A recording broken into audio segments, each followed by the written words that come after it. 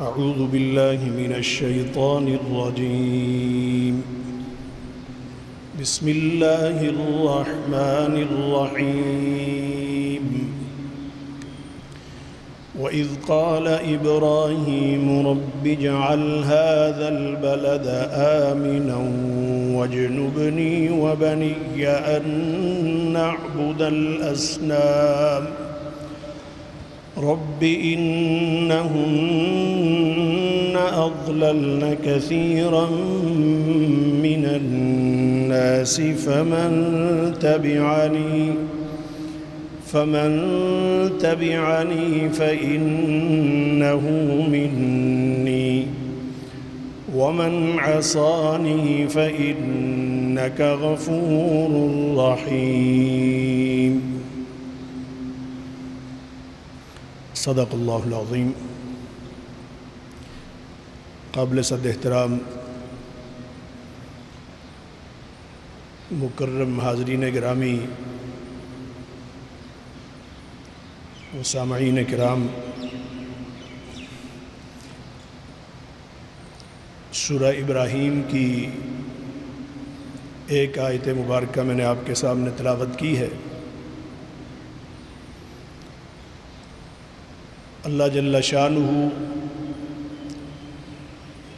اس میں اپنے پیغمبر جناب سیدنا ابراہیم علیہ السلام کا تذکرہ اور آپ کی ان دعاؤں کا ذکر فرماتے ہیں جو دعائیں جناب سیدنا ابراہیم علیہ السلام نے اللہ جل شانہ کی بارگاہ میں مختلف مواقع پہ جو کیں، اور پچھلے جمعہ مبارکہ میں بھی ان میں چند کا تذکرہ کیا جا چکا ہے. تو جناب سیدنا ابراہیم علیہ السلام کی بہت ساری دعاؤں میں سے ایک دعا یہ ہے جو اس آیت مبارکہ میں اللہ جل شانہ نے قرآن مجید کا حصہ بنائی ہے.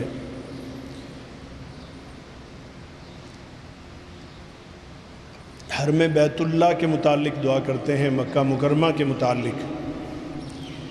کہ یا اللہ اس شہر کو امن و سلامتی والا شہر بنا، یا اللہ اسے امن والا شہر بنا.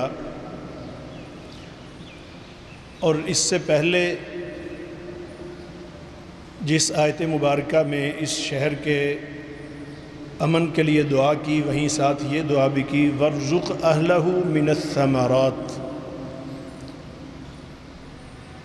کہ یا اللہ یہاں کے رہنے والوں کو تو اپنی طرف سے حلال اور طیب رزق عطا فرما. ثمرات، ثمر یہ پاک رزق ہے، یہ طیب اور حلال رزق ہے. فرمایا کہ یہاں کے رہنے والوں کو یا اللہ تو حلال رزق عطا فرما. یہ جو جگہ تھی اس کے متعلق اس سے آگے کی آیات میں جب اپنی اولاد کو وہاں بسا رہے تھے جناب سیدنا اسماعیل علیہ السلام اور حضرت حاجرہ کو جب چھوڑا تھا، تو اس وقت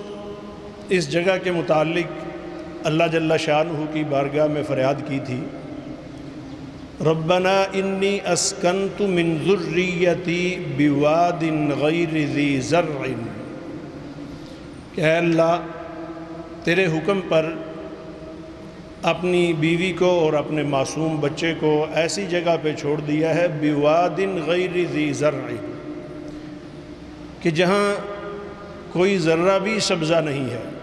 بواد غیر ذی زرع، جہاں پہ کوئی زراعت نہیں ہے، کوئی سبزہ نہیں ہے، کوئی کاشت نہیں ہے، یہاں کوئی پھل نہیں ہے، یہاں کوئی ایسی فصل نہیں ہے. بالکل ایسے چٹیل پہاڑ ہیں اور بڑے سخت قسم کے پہاڑ ہیں، پتھریلے پہاڑ ہیں. تو ایسی جگہ پہ جہاں نہ کوئی پانی کا انتظام ہے، نہ جہاں پہ کوئی کھانے کا انتظام ہے، لیکن تیرا حکم ہے چھوڑ دیا ہے. تو لہٰذا یا اللہ اس جگہ کے لیے دعا ہے کہ اس کو تو امن والا بنانا، اور پھر ساتھ ہی ساتھ یہ ہے کہ یہ بالکل ایسا آبادی سے کٹا ہوا دور کا یہ علاقہ ہے کہ جہاں لوگوں کی آمد و رفت بھی شاذ و نادر ہے، وہاں کوئی رہنا تو کسی کا درکنار، وہاں کوئی پہلے سے آبادی کا ہونا تو درکنار کچھ بھی نہیں ہے۔ تو لہٰذا ایسی جگہ ہے جہاں خوف اور خطرہ بھی ہے، اور وہاں کوئی رزق بھی نہیں ہے، کوئی پانی تک کی بوند نہیں ہے۔ تو یا اللہ اس آبادی کو تو امن والا بنانا، اور یا اللہ یہاں اپنی طرف سے رزق عطا فرما۔ لیکن ساتھ ہی یہ کلمات جو کسی بھی علاقے کی ویرانی کا ذریعہ بنتے ہیں، یا کسی بھی علاقے کے امن و سلامتی کے خطرے کا اور امن و سلامتی کے خاتمے کا جو چیز ذریعہ بنتی ہے، وہ ہے اللہ جل شانہ کی ذات کے ساتھ شرک اور اللہ تعالیٰ کی ذات کی نافرمانی۔ تو یہاں اسی دعا میں ساتھ یہ کلمات بھی جناب سیدنا ابراہیم علیہ السلام اللہ جل شانہ کی بارگاہ میں فریاد کے طور پر عرض کرتے ہیں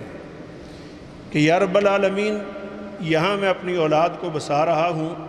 تو میری اولاد کو وجنبنی وبنی ان نعبد الاصنام، کہ مجھے بھی اور میری اولاد کو یا اللہ شرک سے بچانا۔ شرک ایسی چیز ہے کہ جو ہر طرح کے امن میں فساد، خرابی، دہشت و وحشت، اور گویا کہ اللہ جل شانہ کی طرف سے جو امان ہے، جو حفاظت ہے، جو سلامتی ہے، اس کے خاتمے کا سبب شرک ہے۔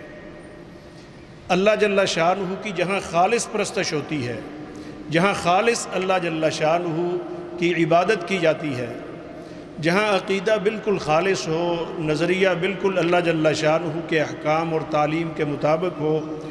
جہاں اللہ تعالیٰ کی ذات کے ساتھ اخلاص ہو، وہاں اللہ تعالیٰ کی رحمت برستی رہتی ہے اور وہاں امن و سلامتی ہو جاتی ہے۔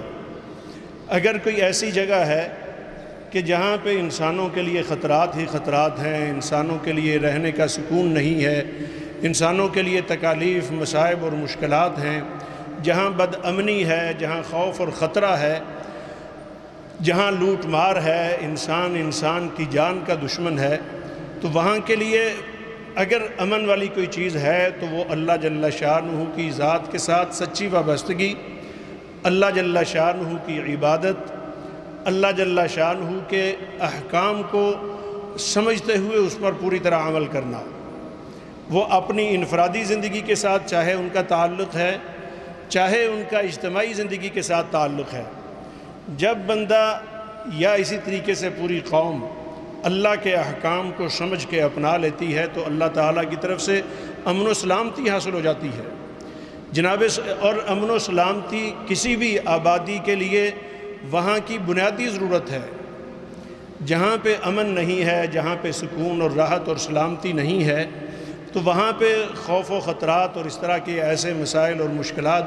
وہاں پہ نہ صرف یہ کہ جنم لیتی رہتی ہیں، وہاں پہ مسلط رہتے ہیں۔ تو لہٰذا امن اگر کسی جگہ پہ کوئی قائم ہے، اصل تو انسانوں کی بنیادی ضرورت امن ہے، اور کسی جگہ اگر امن قائم کیا جا سکتا ہے، کسی جگہ امن قائم ہو سکتا ہے، تو وہ اللہ جل شانہ کی یاد کے ساتھ اور اس کے احکام کو سمجھ کے اس کی پیروی اور اس کو اجتماعی طور پر اپنانا اور اپنی زندگیوں پر اس کو نافذ کرنا، یہ وہ چیز ہے جو انسانیت کو امن اور انسانیت کو سکون مہیا کرتی ہے۔ اب یہاں تو کچھ بھی نہیں تھا، جناب سیدنا ابراہیم علیہ السلام اپنے رب کی بارگاہ میں جو فریاد کر رہے ہیں، امن مانگتے ہی ساتھ ہی جو چیز امن کے خاتمے کا ذریعہ بنتی ہے، جو چیز نقص امن کا ذریعہ بنتی ہے، جو چیز خطرے اور خوف کا ذریعہ بنتی ہے، اس سے بچنے کے لیے اللہ جل شانہ کی بارگاہ میں دعا کرتے ہیں وَجْنُبْنِي وَبَنِيَّ أَن نَعْبُدَ الْأَصْنَامَ، کہ اللہ مجھے بھی اور میری اولاد کو بھی۔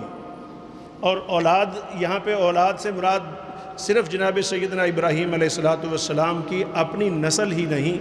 بلکہ وہاں کے تمام وہاں رہنے والے، کیونکہ یہاں پہلا گھر جو آبادی تھی وہ جناب سیدنا ابراہیم علیہ السلام کی ہی تھی، تو یہاں نسل ابراہیم کو ہی آباد ہونا تھا اور اس علاقے کو آباد کرنا تھا نسل ابراہیم نے۔ تو جناب سیدنا ابراہیم علیہ السلام نے جو الفاظ استعمال کیے یہاں پہ، اللہ مجھے بھی اور میرے بیٹے کو، میرے بیٹوں کو، میری اولاد کو، میری نسل کو یا اللہ شرک سے بچانا، اصنام بتوں کی عبادت سے بچانا۔ اور بت محض بت وہی نہیں ہیں جو پتھر کے بنا کے سامنے رکھ لیے جاتے ہیں، ہر وہ چیز بت ہے جو اللہ جل شانہ کی ذات کے علاوہ جس سے امیدیں وابستہ کی جاتی ہیں اور جس کی عبادت کی جاتی ہے، جس کو اللہ جل شانہ کے امور میں شریک ٹھہرایا جاتا ہے، اس کا وجود دیکھنے میں کوئی نظر آتا ہو یا نہ نظر آتا ہو۔ حتیٰ کہ انسان کی اپنی خواہشات، جب انسان ان کے پیچھے چل پڑتا ہے تو یہ بھی بہت بڑا ایک بت ہیں، جسے اللہ جل شانہ قرآن مجید میں مختلف مقامات پر ارشاد فرماتے ہیں۔ فرمایا کہ یہ جو نفس ہے یہ صرف یہ نہیں کہ بت ہے، بلکہ یہ ایک معبود کی حیثیت اختیار کر جاتا ہے، لوگ اس کی عبادت کرتے ہیں۔ تو فرمایا افرأیت من اتخذ الہہ ہواہ، کیا آپ نے ان لوگوں کو دیکھا ہے کہ جنہوں نے اپنی خواہشات کو معبود بنا لیا؟ اب خواہشات تو کوئی نظر آنے والی چیز نہیں ہے، نفس کوئی نظر آنے والی چیز نہیں ہے، لیکن سب سے بڑا بت اگر کوئی ہے جو انسان کو گمراہ کرتا ہے اور جو اللہ سے دور کرتا ہے اور جو انسان کی انسانیت کو برباد کرتا ہے، وہ اس صورت میں جب کہ انسان اپنے نفس کے پیچھے چلنا شروع کر دیتا ہے، نفس کو اپنے کنٹرول میں رکھتے ہوئے اللہ جل شانہ کی ذات کو پہچان کے اللہ کے احکام کو اپنانا، اس کی تعلیمات کو سمجھنا اور اس کی عبادت کرنا، اس کی بندگی کرتے ہوئے اس کے احکام کے مطابق اپنی پوری زندگی کو بنانا، یہ ہے اللہ جل شانہ کی عبادت۔ اور جو ہی اللہ تعالیٰ کی عبادت سے کوئی شخص ہٹتا ہے تو کبھی اس کا نفس بت بن جاتا ہے، کبھی اس کا خاندان بت بن جاتا ہے، کبھی ان کے خاندان کا کوئی بڑا بت بن جاتا ہے، کبھی اس علاقے کا کوئی سربراہ، اس کو وہ بت کا نام دے دیا جاتا ہے، کبھی کسی مذہبی رہنما کو بت کی حیثیت دے دی جاتی ہے اور کہا جاتا ہے کہ یہ جو کچھ یہ اس نے کہہ دیا ہے وہی سب کچھ ہے، حالانکہ اصل چیز وہ ہے جو اللہ نے بتائی، اللہ کے احکام ہیں اور اللہ کے رسول صلی اللہ علیہ وسلم نے ان انسانیت تک ان کو جو پہنچایا ہے، اور جو ان کی اتباع میں چل رہا ہے، اصل وہ ہے جو اللہ کے اور اس کے رسول صلی اللہ علیہ وسلم کی تعلیمات اور ان کی اتباع۔ تو آگے ہر بندہ جو اتباع کر رہا ہے وہ لوگوں کو پیغام اللہ اور اس کے رسول کا پہنچا رہا ہے، یہ وہ حقیقت ہے جس کے پیچھے انسانیت کو چلنے کی ضرورت ہے۔ اور جب انسانیت اس کے پیچھے چل رہی ہوتی ہے تو پھر اللہ جل شانہ اپنی طرف سے امن عطا فرماتے ہیں۔ حاضرین محترم، اللہ تعالیٰ پھر خود قرآن مجید میں سورہ عنکبوت میں اللہ ارشاد فرماتے ہیں اولم یروا انا جعلنا حرما آمنا، تو کیا پھر لوگوں نے دیکھا نہیں کہ ہم نے اس حرم کو امن والا بنا دیا، امن اور سلامتی والا بنا دیا۔ اب کیا ہے کہ وہاں صرف یہی نہیں کہ انسانوں کے لیے اللہ نے امن رکھا ہے، انسانوں کے لیے تو امن یہ ہے کہ وہاں کسی جگہ کسی طرح کا کوئی خون نہیں کیا جا سکتا، دشمن کو کوئی قتل نہیں کر سکتا، دشمن کو کوئی نقصان وہاں پہ نہیں پہنچا سکتا۔ اگر کوئی دشمن بھی بیت اللہ میں آ جاتا ہے، سرزمین حرم پہ آ جاتا ہے، تو اس دشمن پر بھی کسی طرح کا کوئی ہاتھ نہیں اٹھایا جا سکتا، بلکہ حرم کی زمین سے باہر نکل کے اس کے ساتھ اگر کوئی معاملہ کرنا ہے تو کرنا ہوگا۔ اس کو اللہ تعالیٰ نے اتنا امن والا بنایا۔ اور پھر جب ایک مسلمان احرام کی حالت میں ہوتا ہے تو اس وقت تو یہ ہے کہ شکار تک کرنا اس سرزمین پر، حلال جانور کا شکار کرنا بھی اس زمین پر وہ بھی ممنوع قرار دے دیا جاتا ہے احرام کی حالت میں۔ تو حاضرین محترم، اس جگہ کو اللہ تعالیٰ نے پھر ایسا امن نصیب فرمایا، ایسا امن نصیب فرمایا کہ وہ پوری روئے زمین پر ایک مثال کی حیثیت رکھتا ہے، یہ پوری دنیا کے سامنے ایک مثال ہے۔ یہ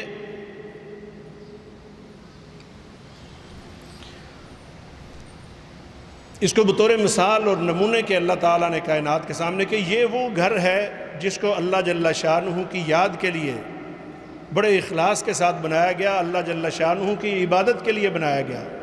اور انبیاء علیہ السلام کے قبلے کی حیثیت اس نے اختیار کی اور امت مسلمہ کا قبلہ اس کو بنایا گیا۔ اور یہ ایسا مرکز ہے کہ جو پوری روئے زمین پر اللہ جل شانہ کے دین کو اپناتے ہوئے دین پر عمل کرے گا اور دین کو نافذ کرے گا، اس کو اللہ تعالیٰ اپنی طرف سے راحت اور امن عطا فرما دیں گے۔ جہاں شریعت اسلامیہ جن ادوار میں شریعت اسلامیہ کا نفاذ ہوا اور اللہ کے دین کو قائم کیا گیا، وہاں اللہ تعالیٰ نے اپنی طرف سے امن مہیا کیا، اور قرآن مجید متعدد مقامات پر اس کا تذکرہ کرتا ہے، اور فرمایا کہ اگر اہل کتاب یعنی عیسائی اور یہودی وہ بھی اگر اپنی خواہشات کے پیچھے چل کے اللہ تعالیٰ کی دی ہوئی تعلیمات کو تبدیل نہ کرتے، بلکہ اللہ تعالیٰ کی دی ہوئی تعلیمات کے مطابق اگر اپنی زندگی گزارتے، تو اللہ تعالیٰ ان کے لیے آسمان سے بھی رزق عطا فرماتے، نازل فرماتے، اور زمین کے اندر سے بھی، زمین بھی ان کے لیے خزانے اگلتی، اور ان کو اللہ تعالیٰ رزق اور روزی اور امن و سلامتی عطا فرماتے۔ وَلَوْ أَنَّ أَهْلَ الْقُرَىٰ آمَنُوا وَاتَّقَوْا، اگر یہ بستیوں والے، یہ اقوام، یہ لوگ اگر اللہ اور اس کے رسول صلی اللہ علیہ وسلم کی تعلیمات، یعنی پہلے انبیاء علیہ السلام کی طرف اشارہ کیا گیا ہے کہ ان کی تعلیمات کو اپناتے، تو اللہ تعالیٰ ان کو برکتیں عطا فرماتے، ان پر اللہ تعالیٰ اپنی طرف سے رزق نازل فرماتے، ان کی زمین گلہ اگلتی، ان کی زمین ان کو خزانے مہیا کرتی، یہ راحت اور سکون کی زندگی گزارتے، ان کو امن و سلامتی میسر آتا۔ تو حاضرین محترم، جو بیت اللہ یہ امن و سلامتی کا مرکز ہے، اور اسی نسبت سے یہ جو دین ہے ہمارا دین اسلام، یہ امن و سلامتی کا دین ہے۔ یہ جہاں جہاں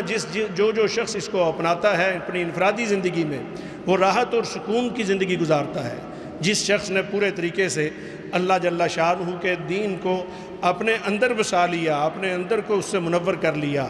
اپنی شخصیت پر اس کو نافذ کر لیا، اس کو اللہ تعالیٰ راحت اور سکون نصیب فرما دیتے ہیں۔ اسی طریقے سے جس خطے میں اس دین کو اپنا لیا جاتا ہے، اس خطے میں راحت اور سکون اور امن اللہ جل شانہ عطا فرما دیتے ہیں۔ تو جناب سیدنا ابراہیم علیہ السلام کی دعاؤں میں یہ خاص دعا ہے کہ اللہ اس بستی کو، ہمیں اللہ جل شانہ نے یہ وطن نصیب فرمایا۔ یہ وطن اللہ تعالیٰ سے ہم نے، اب اگست کا مہینہ ہے، چند دن بعد 14 اگست ہمارے جو ہے وہ ملک کے قیام کا دن آ رہا ہے، تو اسی نسبت سے ہم اللہ جل شانہ کی بارگاہ میں دعا کرتے ہیں کہ اللہ ہمارے ملک کو امن والا اور سلامتی والا بنا۔ لیکن حاضرین محترم، ہم نے خود بھی جائزہ لینا ہے کہ ہم نے اپنے رب کے ساتھ کیا ہوا وعہد کو پورا کرنے کے لیے کتنی کوشش کی ہے۔ ہم نے یہ بھی جائزہ لینا ہے کہ یہاں ہم نے اللہ جل شانہ کے دین کے معاملے میں، اس کو اپنانے کے معاملے میں، اپنے نظام پر اللہ موجودہ ہر سطح پر اللہ جل شانہ کے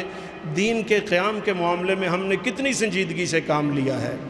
نہیں، اگر ہمارے ملک کے اندر امن و سلامتی ہمیں اگر نظر نہیں آتا جس طریقے سے ہونا چاہیے، اور یہ حقیقت ہے کہ اللہ تعالیٰ نے اگر بیت اللہ ایک مرکز ہے انسانیت کا، امن و سکون کا، راحت کا، اللہ جل شانہ کی عبادت کا، تو پوری روئے زمین پر ہمارا یہ خطہ جس کو اللہ جل شانہ نے ہر طرح کی نعمتوں سے نوازا ہے، اللہ جل شانہ کی طرف سے بہت برکتیں ہیں ہمارے اس خطے پر، اور جو اللہ تعالیٰ نے استعداد اور صلاحیت یہاں کے رہنے والوں کو عطا فرمائی ہے، اور جو اپنے دین کے ساتھ محبت اور وابستگی اللہ جل شانہ نے یہاں کے رہنے والوں کو عطا فرمائی ہے، یہ اللہ کا خصوصی کرم ہے۔ ہم اس موقع پر اپنے رب کی بارگاہ میں دعا کرتے ہیں کہ اللہ تعالیٰ ہمارے ملک کو امن و سلامتی عطا فرما، اور ہمارے ملک میں یا اللہ ہمیں تو اپنا سچا دین نافذ کرنے کی اللہ توفیق نصیب فرما، اس دین کو قائم کرنے کی اللہ ہمیں توفیق نصیب فرما۔ ادھر ادھر کی جتنی بھی چیزیں ہیں، یہ ظاہر ہے جو ہمارے دین اور شریعت سے ٹکراتی ہیں، چھوٹے سے لے کر بڑے تک کا جو بھی سسٹم ہے، جہاں اللہ جل شانہ کے احکام اور تعلیمات کے متضاد جو بھی چیز آتی ہے، اس سے بدامنی اور اس کے ذریعے سے خطرات آتے ہیں، اور اللہ جل شانہ کی طرف سے برکت اٹھ جاتی ہے، پھر بے روزگاری آتی ہے، مہنگائی آتی ہے، اور کئی طرح کے ایسی چیزیں آتی ہیں جس سے انسانیت وہ سکون کی بجائے بے سکونی کی طرف چل پڑتی ہے۔ اللہ تعالی ہمیں اپنی ذمہ داریاں ادا کرنے کی توفیق نصیب فرمائے۔ ہمارے پاس ترکی کے ہمارے بھائی آئے ہوئے ہیں، انہوں نے خصوصی طور پر ترکی کے جو موجودہ حالات ہیں، ظاہر ہے یہ بھی ایک دہشت گردی ہے، وہاں جس طریقے سے سکون اور راحت کا ایک نظام قائم ہو رہا ہے، اس کے مقابلے میں اس کے دشمنوں نے جو سازش کی ہے، اور پورے ترکی میں کوئی 60 سے زیادہ مقامات پر بڑے پیمانے پہ آگ لگا دی ہے، جس کو کنٹرول کرنا اب بہرحال بڑا مشکل ہوتا جا رہا ہے۔ اس کے لیے انہوں نے خصوصی طور پر دعا کے لیے کہا ہے۔ ہمارے ملک میں باقاعدہ علماء نے یہ اعلان کیا ہے کہ مساجد میں جمعے کے موقع پر دعا کی جائے، تو ہم دعا کرتے ہیں کہ اللہ جل شانہ وہاں جس طریقے سے وہ ملک دین کی بنیاد پر فلاح حاصل کر رہا ہے، اللہ جل شانہ ان کو کامیابی اور ترقی نصیب فرمائے، اور جو ابھی اس وقت جو فتنہ آیا ہے اس فتنے سے اللہ جل شانہ نے امن و سلامتی نصیب فرمائے، اور اللہ تعالیٰ دشمنوں کی سازشوں کو ناکام اور خائب و خاسر فرمائے، انہیں اللہ جل شانہ اس مشکل میں اپنی مدد سے نوازے۔ اور ہماری دعائیں ان کے لیے ہیں، ہم ابھی بھی دعا کر رہے ہیں۔ اللہ تعالیٰ کی بارگاہ میں بڑے اخلاص کے ساتھ، انہماک کے ساتھ، توجہ کے ساتھ یہ دعا ہے کہ اللہ ہمارے ان بھائیوں پر رحم فرما، وہاں کے حالات پر یا اللہ رحم فرما، اور انہیں یا اللہ اپنے ملک کے اندر امن و سکون اور سلامتی نصیب فرما۔ ربنا تقبل منا انك انت السميع العليم وتب علينا انك انت التواب الرحيم۔ الحمد لله الحمد لمن تقدس بصفاته العليا، الحمد لله الذي أنزل على عبده الكتاب ولم يجعل له عوجا قيما لينذر بأسا شديدا من لدنه ويبشر المؤمنين الذين يعملون الصالحات أن لهم أجرا حسنا، الحمد لله الذي خلق السماوات والأرض وجعل الظلمات والنور ثم الذين كفروا بربهم يعدلون، الحمد لمن تقدس بصفاته العليا، والصلاة والسلام على من لا نبي بعده ولا رسول في الورى، محمود المقام عند الله أسوة عمدة كافة، أما بعد فأعوذ بالله من الشيطان الرجيم، بسم الله الرحمن الرحيم، وإذ قال إبراهيم رب اجعل هذا البلد آمنا واجنبني وبني أن نعبد الأصنام، رب إنهن أضللن كثيرا من الناس فمن تبعني فإنه مني ومن عصاني فإنك غفور رحيم، ربنا إني أسكنت من ذريتي بواد غير ذي زرع عند بيتك المحرم، ربنا ليقيموا الصلاة فاجعل أفئدة من الناس تهوي إليهم وارزقهم من الثمرات لعلهم يشكرون۔ أيها الإخوة المؤمنون، يذكر تعالى في هذا المقام محتجا على مشرك العرب بأن البلد الحرام مكة، وإن إبراهيم عليه الصلاة والسلام دعا لمكة بالأمن، فقال رب اجعل هذا البلد آمنا، وقد استجاب الله له فقال تعالى أولم يروا أنا جعلنا حرما آمنا، وقال في هذه القصة رب اجعل هذا البلد آمنا، فعرفه لأنه دعا به بعد بنائها، ولهذا قال الحمد لله الذي وهب لي على الكبر إسماعيل وإسحاق، ومعلوم أن إسماعيل أكبر من إسحاق ب13 سنة، وقوله واجنبني وبني أن نعبد الأصنام، ينبغي لكل داع أن يدعو لنفسه ولوالديه ولذريته، ثم ذكر أنه افتتن بالأصنام خلائق من الناس، وأنه تبرأ ممن عبدها ورد أمرهم إلى الله، إن شاء عذبهم وإن شاء غفرهم، إن شاء عذبهم وإن شاء غفر لهم، كقول عيسى عليه الصلاة والسلام إن تعذبهم فإنهم عبادك وإن تغفر لهم فإنك أنت العزيز الحكيم، وليس فيه أكثر من الرد إلى مشيئة الله تعالى لا تجويز وقوع ذلك. قال عبد الله بن وهب عن عبد الله بن عمرو أن رسول الله صلى الله عليه وسلم تلا قول إبراهيم عليه الصلاة والسلام رب إنهن أضللن كثيرا من الناس فمن تبعني فإنه مني ومن عصاني فإنك غفور رحيم. وقول عيسى عليه الصلاة والسلام إن تعذبهم فإنهم عبادك وإن تغفر لهم فإنك أنت العزيز الحكيم. ثم رفع يديه. قال النبي صلى الله عليه وسلم رفع يديه ثم قال اللهم أمتي اللهم أمتي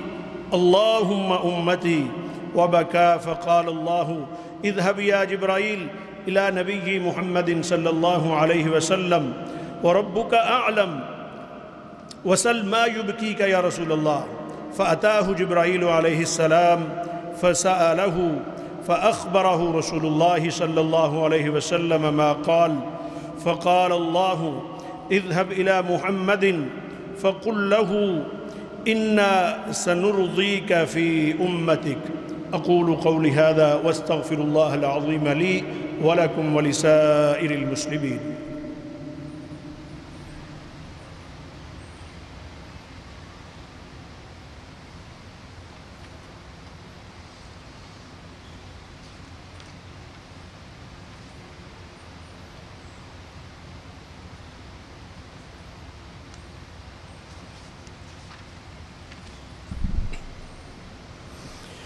الحمد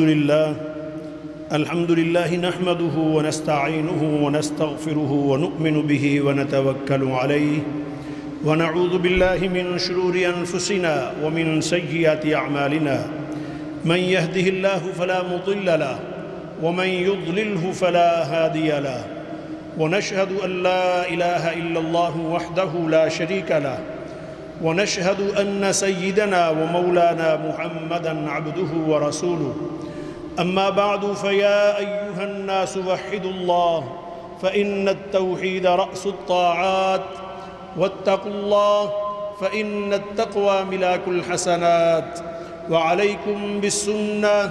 فإن السنة تهدي إلى الإطاعة، ومن أطاع الله ورسوله فقد رشد واهتدى. وإياكم والبدعة فإن البدعة تهدي إلى المعصية،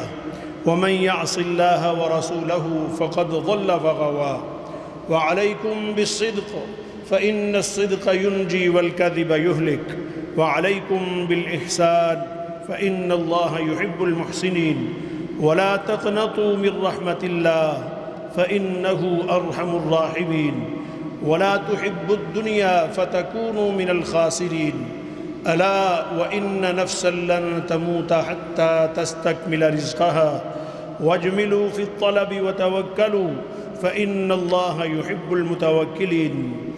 عباد الله، فاتقوا الله واسعوا جاهدين إلى فهم صحيح لدين الله تعالى، متحدين متقاربين متعاونين متآلفين، ولتسعوا بكل ما تملكون من قدرات وطاقات في جميع المجالات الحضارية وعلى جميع المستويات، مستويات الروحية والأخلاقية والعلمية والثقافية والاجتماعية والاقتصادية، لتعيدوا لأمتكم عزتها وكرامتها، ولتقوم أمتكم بدورها الريادي في هذا العالم. أما بعد، فأعوذ بالله من الشيطان الرجيم. بسم الله الرحمن الرحيم. إن الله وملائكته يصلون على النبي يا أيها الذين آمنوا صلوا عليه وسلموا تسليما. اللهم صل وسلم وبارك على سيدنا ومولانا محمد النبي الكريم وعلى آله وأصحابه أجمعين. اللهم صل وسلم على سيدنا محمد وعلى آل سيدنا محمد، كما صليت وسلمت على سيدنا إبراهيم وعلى آل سيدنا إبراهيم، وبارك على سيدنا محمد وعلى آل سيدنا محمد، كما باركت على سيدنا إبراهيم وعلى آل سيدنا إبراهيم في العالمين إنك حميد مجيد. اللهم ارض عن خلفائه الراشدين وعن أزواجه أمهات المؤمنين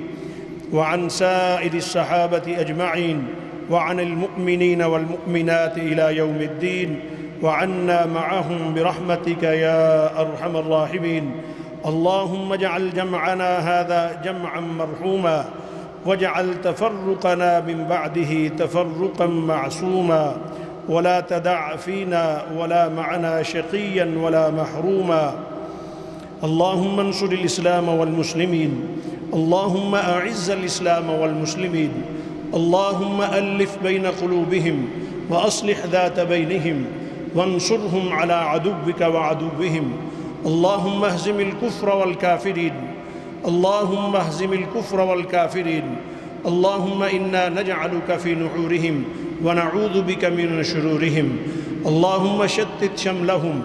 اللهم دمر ديارهم،